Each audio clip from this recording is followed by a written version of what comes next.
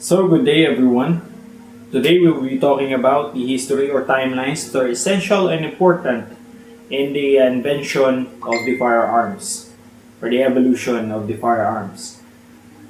Small disclaimer though, dates and circumstances that will be discussed in this video does not include the entirety of the history of the firearms. Okay? These are some, if not most, of the important dates that includes or that relates to the firearms or the evolution of the firearms.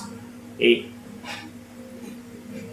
So, the first date that was mentioned in your notes actually is the 1313, and it is labeled as the use of the gunpowder as a propellant. However, the existence of the gunpowder was long before recorded, estimated by about 850 AD in China, which actually has a good background and an interesting background story. Okay. The gunpowder was actually invented in China. Ang origin po nito is the Taoist alchemists during that time, or during the Tang Dynasty particularly, discovered gunpowder while searching for an elixir of immortality. Noong panahon po niyan, yung mga alchemists in the China was tasked to create an elixir or some kind of syrup or medicine that would be used to give a person immortality. Yun po yung goal nila. However, ang ginagawa ng mga alchemists, they mix substances and they try to use different methods like burning it. When they mixed and burned saltpeter, charcoal, and sulfur, nagkaroon po ng explosion. At hindi yun yung goal nila for the elixir of immortality. However, naisip nila na pwedeng merong application ng etong substance na nagawa natin na to. Dito po pumasok yung creations ng kanilang mga fireworks, and during that time, during wars, nagamit din nila itong formula na to at nilagay nila to sa kanilang arrows, which was then called fire arrows. Nung nangyari yung invasion ng mga Mongols sa China, ginamit po nila to during those wars, to protect themselves. Again, na-establish na po itong mixture ni gunpowder. Okay? Pero the first circumstance or the first incident wherein the gunpowder was recorded or first confirmed chemical formula was published in the Chinese manual titled Wu Jing Zong Yao, around 1044 AD. Doon po nagkaroon ng pinaka-published na formula na itong gunpowder.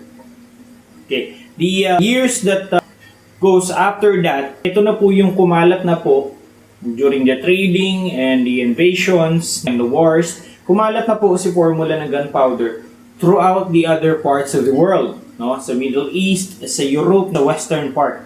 Okay? Ang 1330, ang circumstance na pinaka tinutukoy dito is the gunpowder was used as a propellant for a missile that was likely linked to Berthold Schwarz in Germany, kung saan ginamit niya po si gunpowder as a propellant for a larger projectile. Yun po ang pinaka na itong 1313 AD na to. And then noong 1350s, noong 1340s AD, nakalagay naman po diyan small arms, Small arms was not invented, pero during this time, this particular dates, 1340s to 1350s, dahil nga po kumalat na si gunpowder throughout the other parts of the world, pati po si small arms or si small or mini cannon, kumalat na rin po sa western at gumawa sila ng sarili nilang version nito. Kung sa China, nabanggit natin previously that one of the primitive style of mini cannons is made of bamboo. Nung napunta po siya sa western countries, gumawa po ng mini cannons wherein the cannon was made of either bronze or brass metal. Okay? Which is basically small arms. Yun po yung tinutukoy nila as small arms. Okay? At ang ginamit din po nila as propellant is yung gunpowder na mixture na nakuha nila from the Asia, particularly in China. Yun din po ang ginamit nila as propellant. Okay? Ang kanilang projectile pa rin dito is either metal or actually pwede rin po yung rocks, no? Circular rocks.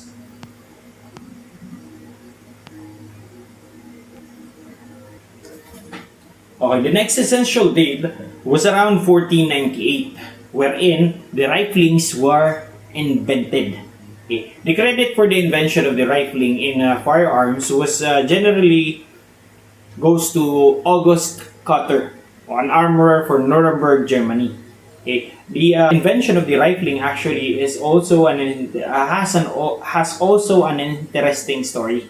Okay. The initial purpose of making grooves in the barrel is to hold the at first, no, they didn't cut the grooves to make the bullet spin. Hindi yun yung purpose. They actually cut straight grooves just to give the black powder residue a place to go so the lead ball wouldn't get stuck while loading. Okay, isa sa mga problema ng mga sinaunang firearms is dahil sa paggamit ng gunpowder, specifically the black powder, yung primitive version ng gunpowder, is nagkakaroon po ng residue. Okay, and through time, if you are using the same firearm, no, through time, nagbi-build up yung residue along the bore or the barrel of the gun. At eventually, magkukos po ito ng gunk or ng pagkabara ng projectile. Okay, so inimbento po una yung grooves, no, nilagyan ng canal-like na structure sa loob ng barrel para magkaroon ng place kung saan mapupunta itong mga black powder residue na to. Okay? And tinry naman po, eventually naman, tinry nilang gawing spiral tong groups. Eventually, they try to create spiral groups thinking that spiral grooves would be better in collecting those black powder residue. Yun yung nangyari. No? However, nung na-observe nila na itong spiral grooves na to is nag-inflict ng spiral motion din, no, sa mga bullet or sa projectile, nakita po nila that spiral motion helped the bullet travel more stable and in a more further distance. Okay? Bago yun, dahil nga po ang mga bullet is something like circular, parang bulitas, the ball bounces around inside the barrel kapag pinafire ang gun. Dahil hindi pa po na-invento itong riflings na to, actually, ang ginagamit pong mga projectiles is mas maliit po sa bore or sa barrel ng gun. Mas maliit para madali lang pong ipasok sa muzzle. However, ang nagiging problema dito is kapag tinry mong paputokin yon, no, nagpo-bounce yan, posibleng mag-create ng bounce sa loob ng barrel mismo, etong maliit na projectile na to. Okay? Pero nung nagawa po si riflings na nilagyan ng rifle ang mga firearms, kailangan naman po na yung bullet is nakagrip para ma-apply yung circular or spiral motion. Okay? Yun naman ang naging challenge dito sa invention ng riflings. So, kailangan sakto itong bullet para magamit yun. But, kapag nangyari naman na sakto itong bullet, nagkakaroon naman ng spiral motion at nagbibigay ng mas efficient effect itong riflings sa projectile. Okay? And hitting the projectile. Mas malayo yung distance ng kanyang effective range at mas stable yung flight ng projectile. Okay? So, na-invento po si riflings again, banggitin ko lang ulit, is 1498. So, bukod dun sa challenge ng manufacturing na kung saan kailangan nilang mag-create ng bullet na sasakto lamang po doon sa may grooves na nilagay doon sa riflings, isa pang naging problema nito is yung manufacturing nito. Hindi kasi madaling maglagay ng ganong klaseng groove sa loob ng barrel. Okay? At kaya hindi pa rin po siya naging applied commonly. Pero itong ganitong klaseng technological advancement during this time sa firearms is na-invento na or existing na. Okay? Yun lamang ang naging challenge sa kanila kung paano natin maaayon ang mga bullet para magamit natin itong principle ng riflings, no, or ng tulong ng riflings.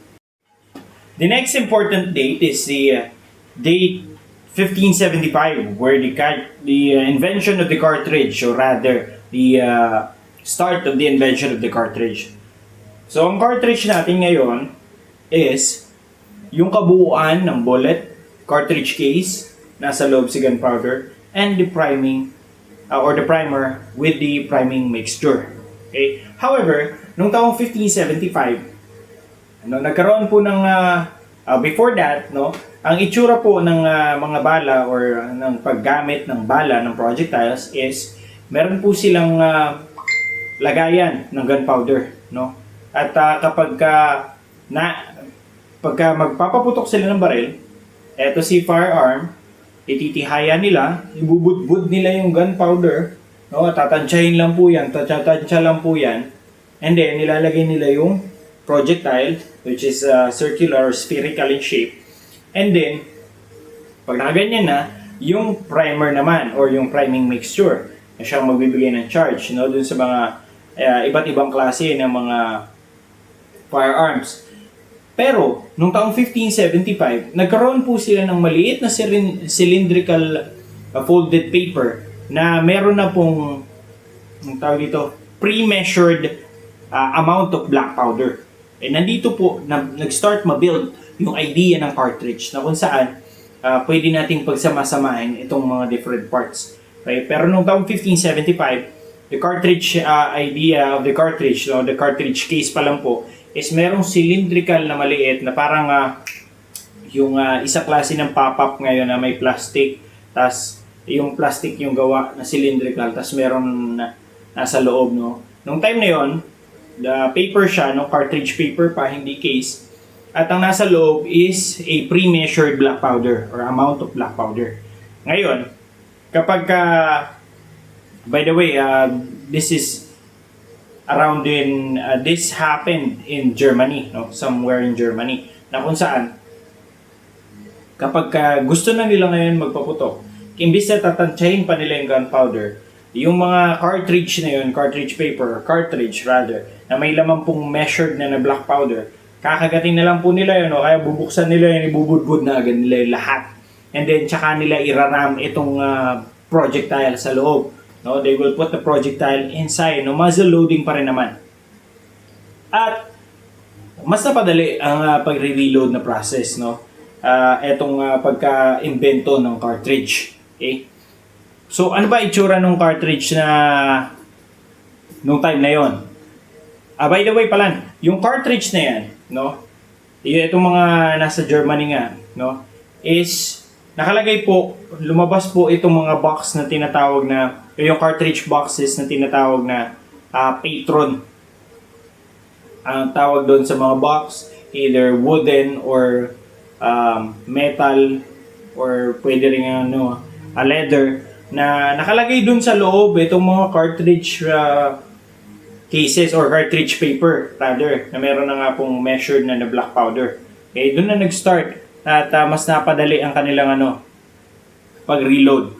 Again, kapag nakita nyo po ang cartridge noong 1575, meron po siyang wrapper na nilalaman black powder. Kaya na siyang tumulong sa pagpapadali ng reload system ng mga firearms. Okay, so again, that is 1575. That was 1575. Ngayon, noong 1807 naman, or the early 1800s, the percussion lock or the cap lock, also known as the cap lock, replaced the flintlock na klase ng firearm. Okay? Percussion system. Itong percussion system na invento na po or naging kilala na nung early 1800s. Okay? The early percussion locks used priming compounds inside a metallic foil cap placed over the vent hole. Okay? Ito naman pong metallic foil cap naman po, ang nilalaman po naman po nito is the priming mixture. Okay? That was placed over a vent hole. Ito naman pong vent hole na to is a butas na, magdadala ng spark ng caps papunta doon sa gunpowder or the main charge. Okay? Dito na po na-invento na when the hammer strikes the cap, the resulting spark ignites the main charge sa loob. Ito na po yung nag-start yung percussion system nga, yung pagpalo, kikreate ng spark. The percussion cap also paved the way to the self-contained ammunition we have today. The cartridges and the shot shells. Okay? And the percussion cap ignition system was developed in the early 1800s, no, 1807 or some sources says 1805 by the Reverend John Fawcett of England. Okay. Nung time na yan, siya po ang nag-invento na itong percussion caps. Okay. And ito naman po ang nagbigay ng malaking tulong naman, no, pagdating sa cartridges. So sa cartridge, meron na po tayo nung panahon na yan na pre-measured na black powder. And then meron na pong percussion cap. So mas madali na ngayon. Pre-measured na si black powder, si percussion cap, ilalagay na lang po dun sa ibabaw, napapaluin ng hammer when you click the trigger, no? And then, mag-i-spark siya, mag-i-ignite yun, no? Ang percussion cap at dadali naman ng ignition papunta sa main charge or sa gunpowder. Okay? Ito pong mga percussion cap na to are identified as explosive pressure sensitive. Okay? Kaya pag pinalo po ng hammer, is nagkakaroon na agad ng ignition. Okay? The compound known or used in these percussion caps is known as the mercury fulminate.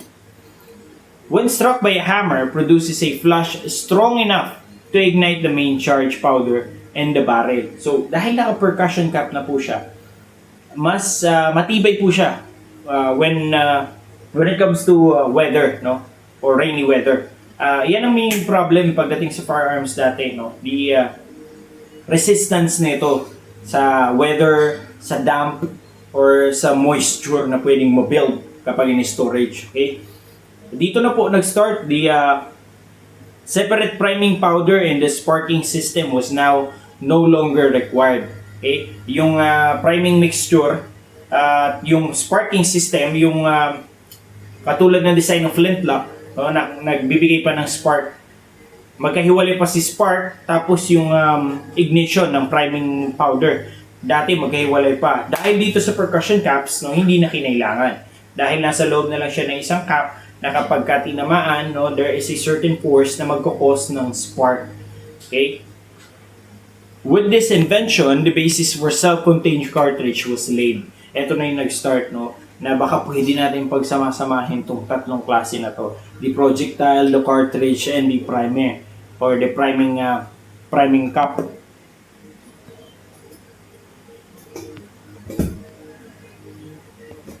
He employed a small iron cup into which was placed He employed a small iron cup into which was placed a small quantity of mercury fulminate. This was placed over a small tube called the nipple, projecting from the rear of the barrel. The hammer striking the mercury fulminate in the cup caused it to detonate and so send a flame down the nipple tube, igniting the main charge in the barrel. Ganun po yung process or yung paggamit na ito ng percussion cap na to. Ang pros nito is it was cheap to make, fast lock time, no, mas mabilis ang paggamit nito, improve weather resistance, at makakapagbigay ng multi-shot or repeater action. Ang cons naman po nito is yun nga, hindi naman possible sympathetic detonation, yung ang tawag dito, yung posibilidad na yung pagputok niya or hindi siya pumutok, no? Or yung sudden na pagputok naman na hindi inaasahan. Ayun naman ang cons nito ng percussion cap nito. But then again, this invention is a big evolution when it comes to firearms. Sumunod naman po dito, taong 1845, na-imbento naman po ang mga rimfire cartridges. Ito na, napagsama-sama na po yung tatlo. Si priming mixture, si gunpowder, at si bullet. Okay. The invention of the rimfire cartridge in 1845 by Louis Nicholas Flaubert was the missing link, no, sa pagdating sa rapid fire weapons and muskets na dating klase ng mga firearms. Okay. Ang unang naging naging tulong nito is yung pagtanggal ng mga misfire. Okay? Kasi nagkakaroon ng misfire kapag yung cartridges mo, yung priming mixture mo or gunpowder mo is nabasa, no, due to the moisture. Yan ang pangunahing problema. And tinry mong paputukin, even using percussion system, no, posible pong hindi pumutok yung firearm or yung hindi mag-propel si projectile. Yun po ang misfire. Okay? Ayun ang unang nagamot nitong rimfire cartridges. Okay? At isa pa sa natulong nitong rimfire cartridges is dahil medyo mas mabilis na ang pagre-reload, nagkaroon na po the way was paved in the invention naman po of the magazine para sa mga repeating arms. Okay? Naisip na ng mga inventor and the gun manufacturers na ay pwede na tayong mag-create ng system or part ng barrel na kung saan nagre-reload na tayo ng mga lagayan na itong mga cartridges na to. Specifically the rimfire cartridges. Okay. So paano ba gumagana si rimfire cartridges? No? Based on the name itself, ang rimfire cartridges po, ang priming mixture na po nakalagay po sa rim mismo. Okay? Halimbawa si cartridge, no? The base part of the cartridge is where the priming mixture is located. Okay? Pagdating naman po sa pagtama, paano ba papaganahin o iti-trigger si priming mixture na nakalagay sa base or sa rim ng firearm? Si firing pin, no, dito na po kailangan tumama naman po dun sa base ng rimfire cartridge. Okay? Hindi na kailangan specific kung saan, basta tamaan yung rim niyan sa loob is pwede na pong mapagana or mapapropel si projectile. Okay? Ang downside naman nito ni rimfire cartridge, dapat yung base na gagawin mo or gagamitin mo sa paggawa na itong klase ng cartridge na to is dapat manipis. Kasi pag masyado yung makapal, pag tinamaan niya ng firing pin, baka mamaya, na sobrang kapal niya, hindi matrigger itong priming mixture sa loob. Okay? At therefore, sensitive siya dun sa pag-manufacturing na yun na kailangan manipis lang dapat. Okay?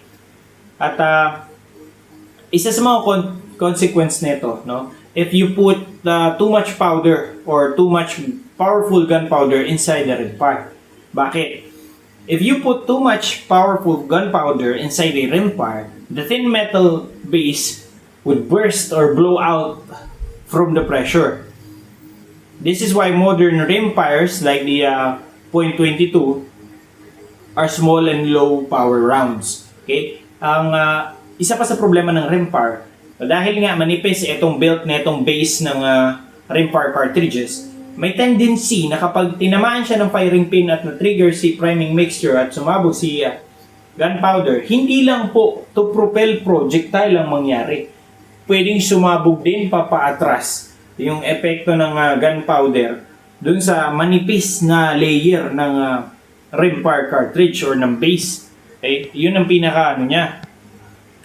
Pero in comparison with the previous invention of the cartridge at the separate parts ng priming cups, or rather percussion cups, cartridge, and bullet, no, mas naging effective or maging malaki ang naitulong nitong rimfire cartridges.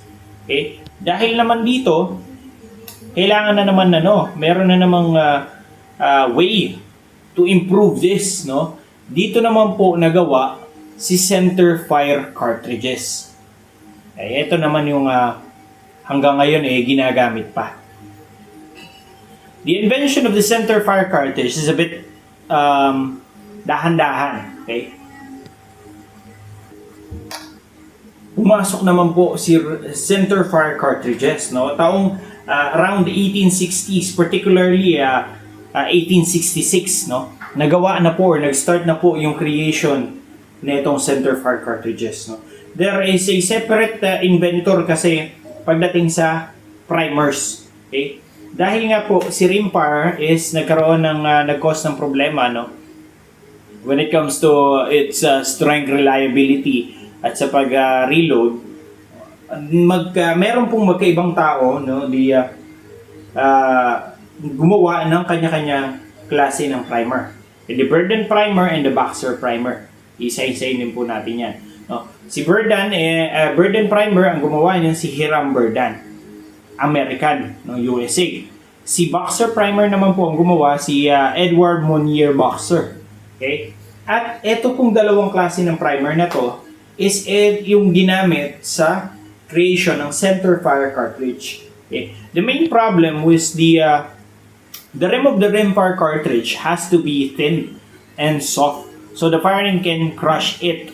This means it can't handle high pressure gunpowder. A center fire case can be thick and strong everywhere except the tiny primer hole, yung nasa gitna, center fire cartridge. Okay? Reliability.